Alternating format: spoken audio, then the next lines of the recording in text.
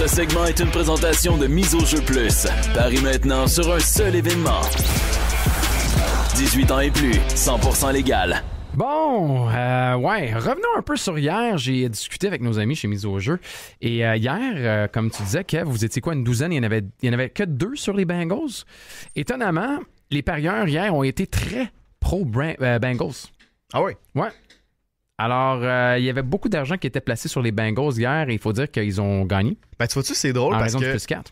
les gens célébraient pour les Rams, mais quand tu regardais notre feuille de paris, là, donc tout le monde pouvait écrire, disons, Rams par 3, Bengals par 7, c'était plus serré que les réactions.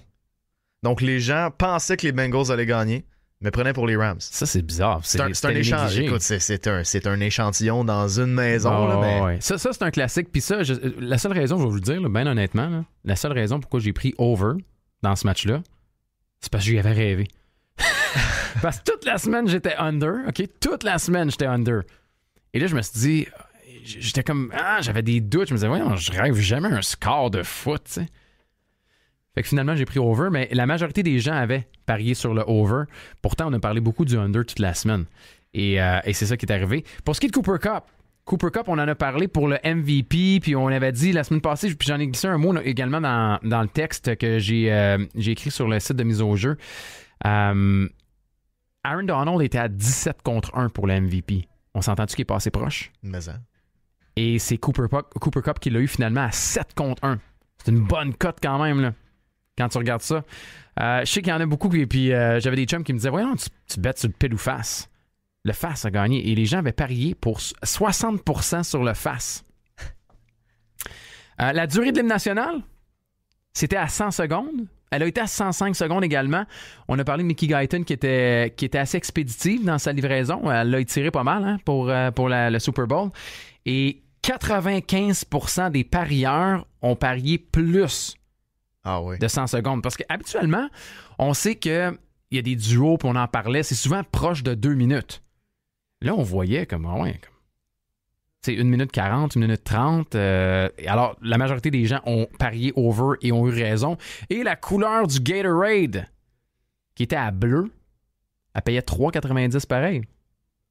Ouais. T'as fait de l'argent là-dessus, le 3,90? Non, j'ai pas fait d'argent. Je trouve ça drôle parce que, justement, il y a un de mes amis qui avait parié sur qui allait remercier le MVP en premier. Je sais pas c'était quoi la cote, mais il avait parié sur, évidemment, ses coéquipiers. Et Cooper Kupp, comme de fait, remercier son équipe, ses coéquipiers pour la victoire. Il fallait le faire. Donc, ça, c'est pour les paris d'hier. J'ai vu également ce matin, vous pouvez commencer à aller parier pour l'équipe qui va gagner le Super Bowl 2023. Ah ouais. Et c'est les Bills qui sont favoris.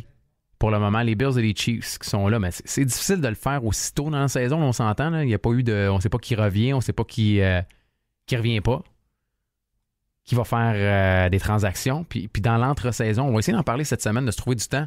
Il y a tellement de questions en suspens. On en a parlé brièvement, mais là, en fin de semaine, il y en a qui jasaient. Les Bucks vont-tu finalement reconvaincre Tom Brady? Est-ce que finalement, ça va être Deshaun Watson ou Russell Wilson? Aaron Rodgers va jouer où? Fait que, moi, je m'excuse, mais mettre de l'argent tout de suite sur une équipe, à moins d'avoir du flair et de se dire, je vais prendre telle équipe à comme 20 contre 1 parce que je pense qu'ils vont signer tel QB ou vont aller chercher tel QB, c'est possible, mais sinon, ça devient tiré par les cheveux, pas à peu près. Et peut-être un petit mot également en vous disant que ce soir, Ligue nationale de hockey, il y a 4 matchs au programme. Entre autres, j'aime beaucoup le Wild ce soir contre les Red Wings de Détroit. Je vous dirais que je les prends à la réglementaire. Là, ça va vous donner tout près de 1,6 pour votre cote du Wild contre les Red Wings. Le Wild va très bien. C'est quoi, 10-1 et 1 à leurs 12 derniers matchs. Les Red Wings vont bien aussi, mais j'aime beaucoup le Wild. Je trouve que c'est une très bonne formation. Puis peut-être dans le même type de pari ou le même genre de cas, il y aurait peut-être Toronto à la réglementaire ce soir sur la route contre le Kraken de Seattle, qui pourrait être une possibilité.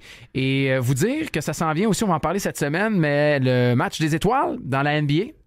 Le match des étoiles dans la NBA. Et je suis curieux de voir combien on va mettre de paris. Est-ce qu'on va être capable de mettre des paris sur le concours de 3 points, sur le concours de dunk et tout le reste. Pour le moment, vous pouvez parier sur les matchs dans la NBA. Vous pourrez parier également sur les divisions et sur les différents trophées ou honneurs individuels, entre autres le joueur le plus utile, la recrue de l'année, le 6e homme. Et pour vous donner une idée, là, le joueur le plus utile présentement, c'est Joel Embiid qui est en avance à 3-1 avec Jokic qui est 2e à 3,75 pour tous vos paris. Et pour fouiller dans toutes les offres, c'est le miseaujeu.com. Ce segment vous a été présenté par Mise au jeu plus. Pour parier, visite miseaujeu.com. 18 ans et plus, 100% légal.